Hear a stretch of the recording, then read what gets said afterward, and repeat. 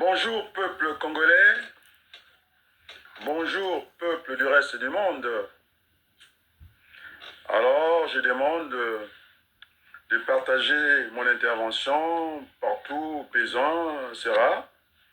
Je vais plaider la situation de André Bitumba, connu au niveau des réseaux sociaux sous le nom de Faye Monama. Berthelou, je viens de lire, je viens de suivre l'intervention diagonalement du ministre congolais Clément Mirassa. Et donc, ce n'est pas une petite affaire. C'est un ministre, un ancien ministre de la République. C'est ce que devaient faire les Wabari ici et les Boukadia. On est bien d'accord, chacun doit rester à sa place. Les avocats, merci aussi, il faut le dire, à Maître Amédée Ganga, dans les premières heures, son assistance. Nous l'avons vu.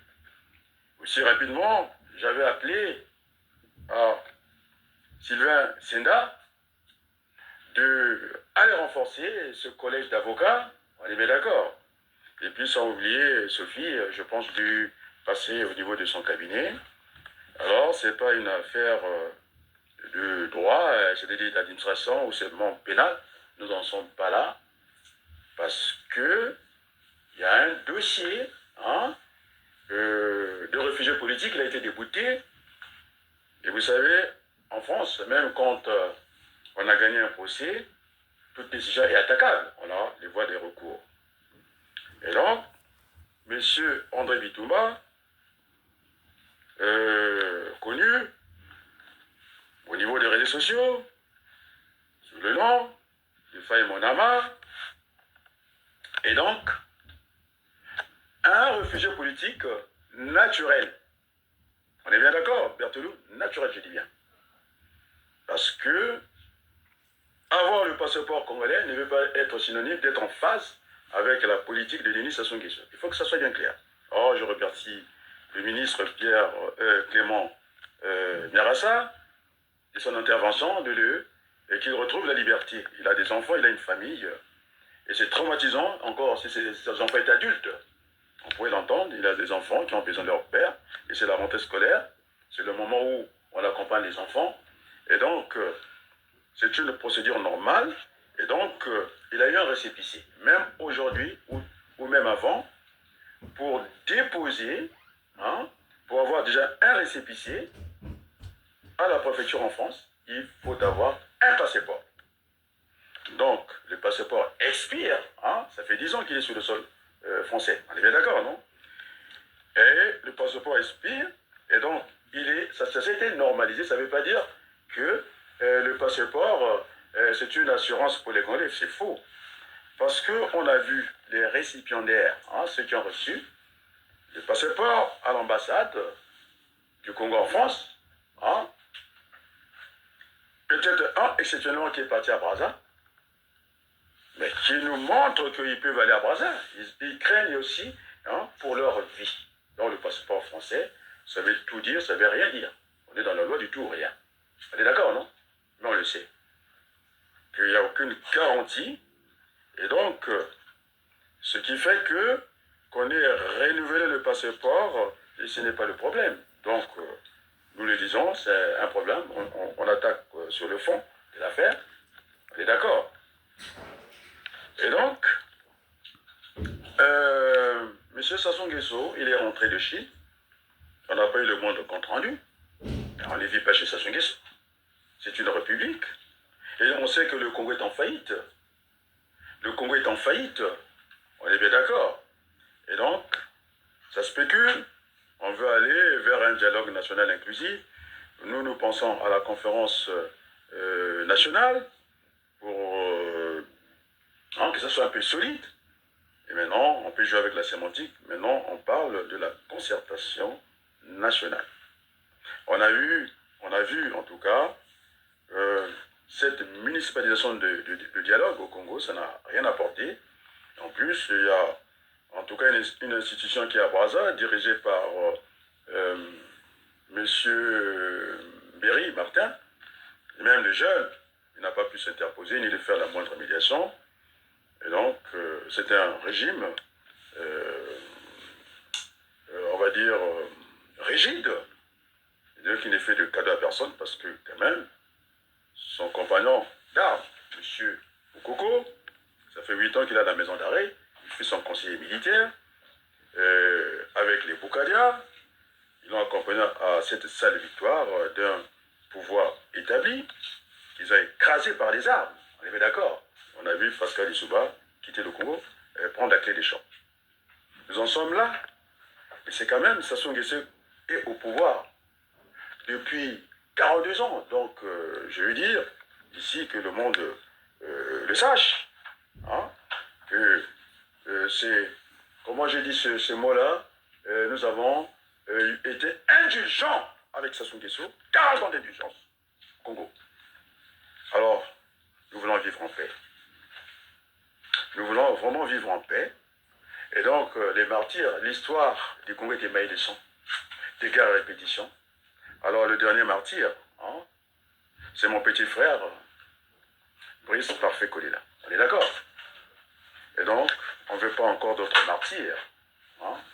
Et donc, j'ai parlé de cette histoire connue, hein, à peu près de tout le monde en France. Il y a un Iranien qui a traîné à Roissy pendant 20 ans parce qu'il avait perdu son passeport, ses papiers. Il est resté sans papier, c'est-à-dire sans domicile. Non, son domicile c'était Roissy, pas fixe, hein, un vrai domicile que tout le monde savait parce qu'un aéroport ça ne fermait pas. Il dormait là-bas, c'était connu de tout le monde, la police, les autorités françaises. C'est maintenant qu'on a régularisé sa situation. On est d'accord, non? Il a demandé, il lui manque le titre de transport parce que hein, il n'était que dans le périmètre de Roissy à peu près. Donc il a envie de bouger hein, dans ce beau pays que nous aimons. Et donc, l'avoir, puisque on ne peut pas avoir un récépissé ni une carte de séjour si on n'a pas le passeport. Et donc la situation a été normalisée par la préfecture parce qu'il a une famille, il a des enfants français. On est d'accord, non? Et donc, du coup, la préfecture veut faire marche arrière. On est d'accord? Moi, je pense que c'est l'autorité de la SOGIG. Rien n'explique qu'il soit dans cette situation d'expulsion. Rien ne le justifie. Alors, nous voulons avoir des garanties. Les avocats, merci à Maître Nganga, qui était dans les premières heures, de soutenir.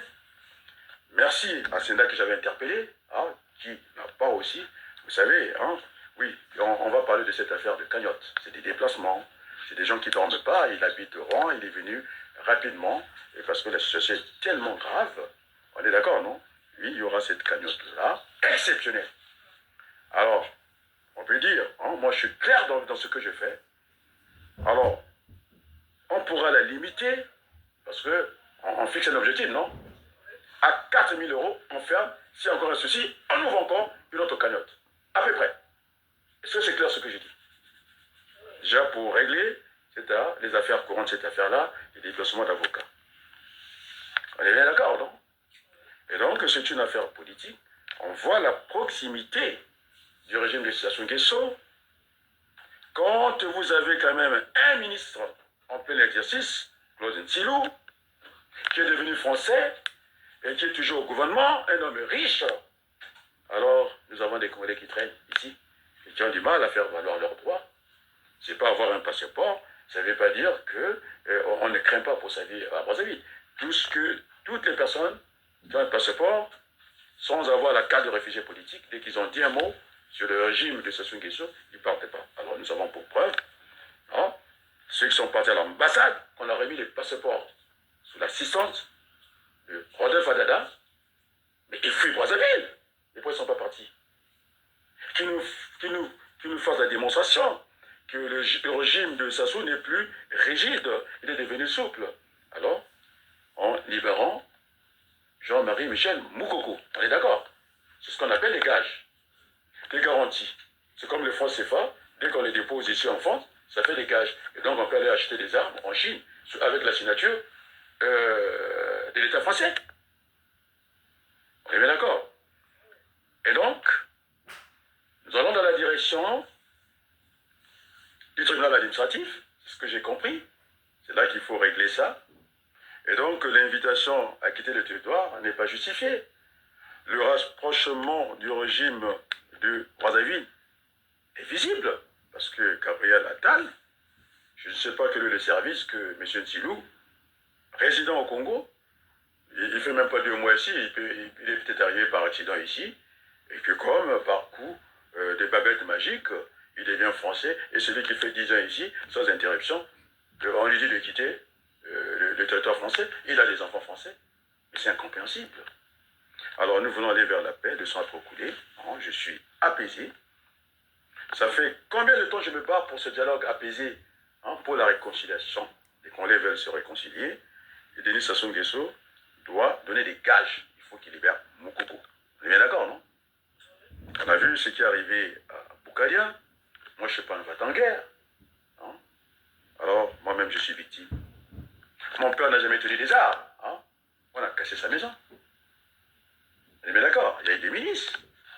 Alors, pour ce matin, je n'ai pas envie d'inviter dans mon intervention François Hollande ni Jacques Chirac.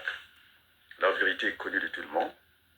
Alors, nous sommes la capitale de la France libre. Nos parents, tu sais, Berthelot, ils étaient venus ici pour défendre la France.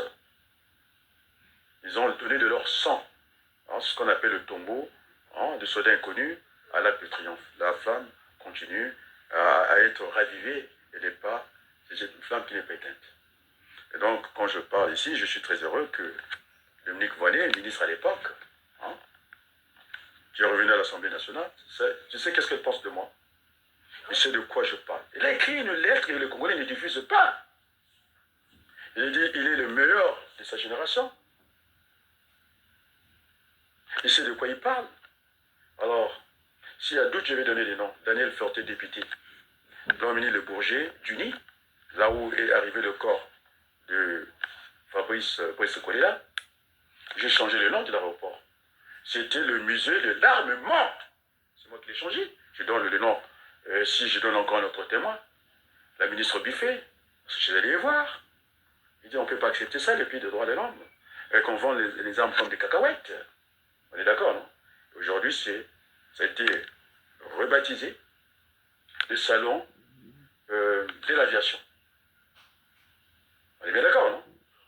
Alors, j'entends, puisque Sassou Nguesso veut faire une concertation nationale avec des ministres, j'en connais même des députés, je n'ai pas donné son nom, colonel, il est en plus militaire, il est sénateur, il est au bureau politique, il n'y en a pas beaucoup. Si vous avez un militaire qui est au bureau politique, c'est mon promotionnaire à l'école, il est français.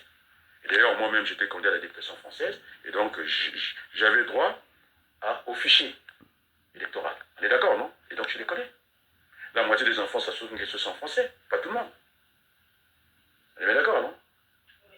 Et donc, c'est un moment de vérité. Je suis, ce matin, dans la peau de Albert Camus. On ne peut pas laisser installer le mensonge comme ça. Alors j'invite Ouabari, Joseph Ouabari, puisque Clément l'a fait, il y aura ça, il n'y a pas de raison. Il sait très bien que j'ai bloqué M. Denis Sassou Nguesso, il n'y aura pas d'achat d'armes au Congo. Nous allons vivre en paix. Parce qu'à 2 ans, que M. Macron nous comprenne, à 2 ans, on n'a pas une opinion politique ni publique. On est d'accord, non? Et quand les armes arrivent au Congo, ça écrase tout le monde, jusqu'aux enfants. Alors la vie est un droit. On ne peut pas désacraliser la vie. Alors que... tu sais, c'est ma bande signalétique, non? Il y a le grand frère, j'ai vu, là je le dis, j'ai vu, je crois qu'il me suit, Modeste Bokadia, il m'a fait passer un message. WhatsApp, je le signale, ici. Il doit prendre la parole. Et oui, nous voulons la paix au Congo. Voilà ce qui nous lie à la France. La France a perdu son rayonnement. On est d'accord, non? Nous sommes les derniers à défendre les précarés de la France. On est bien d'accord, non? Je ne vais pas rentrer dans l'histoire des Batignolles, qui a fait travailler les gens à main nue, alors qu'ils pouvaient utiliser les matériels existants à cette époque-là, dis donc. On pouvait utiliser des machines. Alors, vous savez, quand on parle de la Chine, les Congolais, quand tu parles de la Chine, c'est une relation amicale. Alors est-ce que on va nous reprocher d'aimer la France, d'être francophile? Et donc, quand on parle des relations, entre la France et le Congo, on parle d'une relation fraternelle. Alors, nous n'avons pas oublié l'histoire, le passé. Hein? On est d'accord? Mais nous voulons rentrer dans le pardon. Tous les peuples du monde, que ce soit, moi j'ai la famille en Arménie, c'est-à-dire mes enfants, hein, ils ont des parrains arméniens. L'Arménie se bat pour la mémoire. Les Juifs se battent pour la mémoire. Et tout le monde se bat pour la mémoire. On est bien d'accord, non? Et donc, on a voulu expliquer à la place du monde qu'il a un passeport et que c'est une assurance pour lui de rentrer au Congo. C'est trop facile ça, non? Alors moi j'ai demandé la charité. Ceux qui ont été à l'ambassade du Congo, alors faites-nous la démonstration, vous êtes les amis de Okemba, qui dira que dans cette affaire de l'écrasement du poule, que le ciel n'était pas tombé, alors on ne peut pas continuer comme ça. Hein, nous voulons vivre en paix. Je pense que je peux terminer par là, non? Alors, pour que ce soit distribué partout dans le monde, que André Bitumba, que je connais personnellement, je connais sa mère. T'es pas né quand j'ai quitté le Congo, on est d'accord? Personnellement, je dis bien, je connais. Alors, j'ai eu à intervenir 2 fois dans sa situation avec Weston Ebina. Les gens cagoulés étaient arrivés là-bas, j'étais obligé d'en appeler directement à Denis Sassou Nguesso. S'il arrive quelque chose à cette famille-là que je connais très bien, alors il en prendra l'entière responsabilité. Les gens cagoulés, je dis bien. Et c'est Ebina qui est venu, moi le premier. Et donc, je vais demander aux Congolais. Chacun doit être à sa place. Je ne vais pas déranger le travail des avocats, je leur fais confiance, c'est leur métier. J'ai donné quelques pistes. Hein? Alors, s'il faut aller chercher l'intime conviction du juge, parce que vous avez le juge du parquet, qu'on appelle le procureur. Hein? C'est lui qui fera les réquisitoires nécessaires si on allait dans cette direction-là. Et puis vous avez un avocat, les avocats seront là pour faire leur plaidoirie. Tout le monde peut poser des questions et ainsi de suite. À un certain moment, ça va boucler. Et le tribunal, sous l'égide d'un juge, je dis bien, il faut bien expliquer la procédure. Le juge du siège, qui est indépendant, qui ne dépend pas, c'est la France ici, nous avons le même droit, qui ne dépend pas du ministre de garde de ce ministre de la Justice. Vous savez, en France, Berthelot, même le ministre actuel, il a une assignation en justice. Et donc, toute décision, on le sait très bien, il y a des délais de forclusion, on veut bien attendre. Alors, la détention pour faille, c'est une exception. Normalement, il a tout pour ne pas prendre des distances avec la justice. Il a ses enfants, il a son travail, il n'y a aucune raison. Et donc, on doit comparaître normalement libre. On est d'accord, nous allons donner des gages. La détention est une exception en droit. Alors, vous savez qu'à la maison d'arrêt, vous avez des gens qui attendent le jugement pour les besoins de l'enquête, ils sont à la maison d'arrêt. Il y a des gens qui sont à la maison d'arrêt parce qu'ils ont été jugés. Et donc, sa place n'est pas dans cette zone de rétention pour une éventuelle expulsion. Le ministre congolais, Mirassa, a parlé. J'attends Wabari, j'attends Guy Toukoulou. Alors, autrement dit, puisqu'ils sont dans les starting blocks, non? Tout le monde a compris, non? Et qu'il y a une consultation au Congo, et que comme c'est Sassou Nguesso qui nomme les opposants, j'aimerais aussi entendre Madiala, puisqu'il est opposant, nommé par Sassou, et les gens attendent des nominations. Nous sommes à un moment de vérité. Je suis dans la peau ce matin de Albert Camus. On ne peut pas laisser perdurer le mensonge. C'est ça qui nous conduit à un régime tyrannique, autoritaire. On est d'accord? Et donc, je demande à Denis Sassou Nguesso, mon confrère, moi je suis respectueux. J'étais avec la famille des Sassou Nguesso, tout le monde le sait, il n'est pas caché. Les familles de Yombi en privé. Et donc, il s'agit ici pas d'être face à face, c'est d'être côte à côte. Nous sommes les enfants d'une seule mère, la République du Congo. Donc, c'est cela l'intérêt général. Vous êtes bien d'accord, Berthelot? J'ai eu honte en Chine, moi, Babaloukou. Vous avez Kagame, vous avez Sassou Nguesso, vous avez Tshisekedi. Je ne parle pas. C'est une honte. Mais ils habitent dans la même zone, c'est ce que je ne comprends pas. L'imbécilité. alors nous devons grandir. On nous a infantilisés. On est incapable, je dis que, oui, la politique a des symboles. Alors, s'il y a achat d'armes au Congo, parce qu'on peut tout faire avec les armes, disait Mitikoulou, sauf s'asseoir dessus. On a vu le 4 mars, ce que ça produit. On est bien d'accord, non? Et donc, je demande tranquillement à Denis Sassou Nguesso, je demande à Dada, je ne sais pas s'il y a un sauf-conduit, j'en sais rien, alors il ne partira pas. Parce que on a voulu expliquer le passeport, c'est un raccourci, ce n'est pas le fond de l'affaire, c'est une affaire politique. On m'a dit dernièrement, puisqu'on le sait, hein, il a été parmi les premiers acteurs dans le décès de Parfait Kolela. Ce pouvoir était tolérant. Je n'ai pas vu des drapeaux en perles pour Kolela. J'étais candidat. En politique, nous ne sommes pas des ennemis. Nous sommes des contradicteurs, simplement pour avoir la lumière. On est d'accord, non? Oui. Alors, son corps traîne ici, non? Pour quelle raison? Alors déjà, un corps qui traîne ici, qui n'a pas d'âme, qui ne respire pas, on a peur que ça arrive au Congo. Alors, on va sacrifier Faye, mon ami. Attends, réfléchissons quand même un peu, non? Ça, c'est un mort, déjà. Hein? Il y a Mapingou.